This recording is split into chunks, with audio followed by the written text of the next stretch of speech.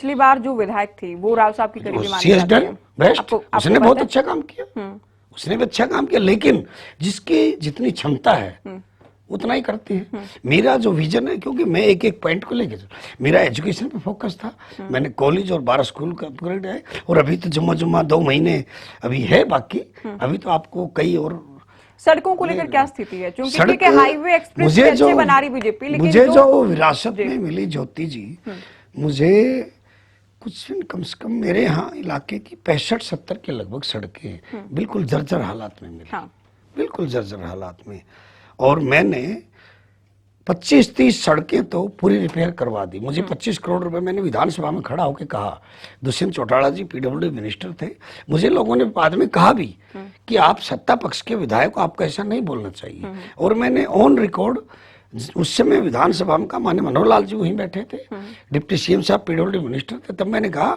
कि मेरे पटौदी हल्के में एक सिंगल रोड ही नहीं लगी है।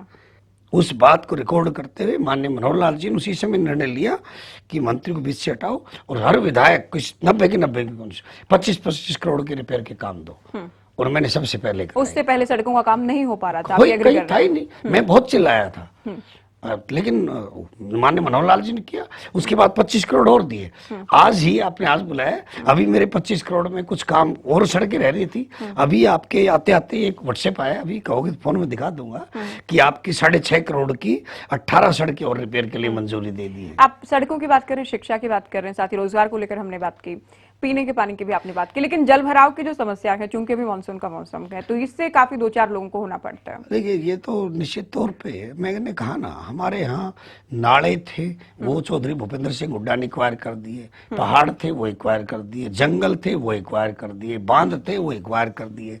अब आप लगाइए कि पानी की निकासी के लिए भी और पानी के सिंचाई को बढ़ाने के लिए भी मैंने जो इरिगेशन डिपार्टमेंट से मेरे इलाके में जितनी नहरें हैं उन सबको पक्का कराने का काम किया।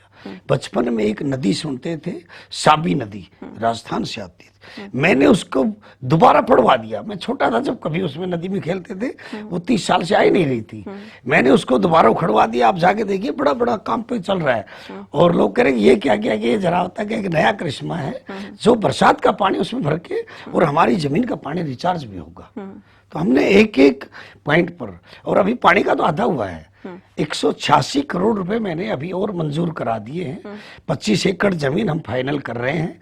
वहां से फिर जो बाकी मेरे पटौदी हल्के के गांव बच गए 70, उनमें भी मैं कैनल बेस्ड ड्रिंकिंग वाटर लेके योजना बना रहा हूँ। पटौदी की हम बात करें, चूंकि गुरुग्राम का हिस्सा है, उम्मीद की जाती काफी विकास हो जाना चाहिए था, लेकिन विकास उतना नहीं हो पाया। आप बताइए कौन सा विकास चाहिए? लेकिन सड़कों की तो आप खुद ही एग्री कर रहे हैं, शिक्षा को लेकर आप मान रहे हैं, पहले नहीं हुआ था, आप कर रहे हैं, पीने के पानी का आप कह रहे हैं, और तमाम तस्वीरें रिपोर्टर्स भेजते हैं, हम रोजाना खबरें दिखाते हैं। निश्चित तौर में खुद कहता हूँ कि पटौदी, अभी तो पटौदी का जो डीपीसी लेवल तक का काम हुआ है, अभी तो डेवलपमेंट बहुत बाकी। कभी पटौदी राजनीतिक उपेक्षा का शिकार रही है हमेशा, लेकिन 10 साल में तो तस्वीर बदल जानी चाहिए थी ना। पिछले 5 साल में कितनी बदली कर लें और 5 साल आपके काउंट कर लें। आप ऑर्बिटल का पटौदी में काम चलने लग रहा है, वो पटौदी के बगल से 352 का ऐसे चलने लग रहा है, हर गांव में काम चल रहा है।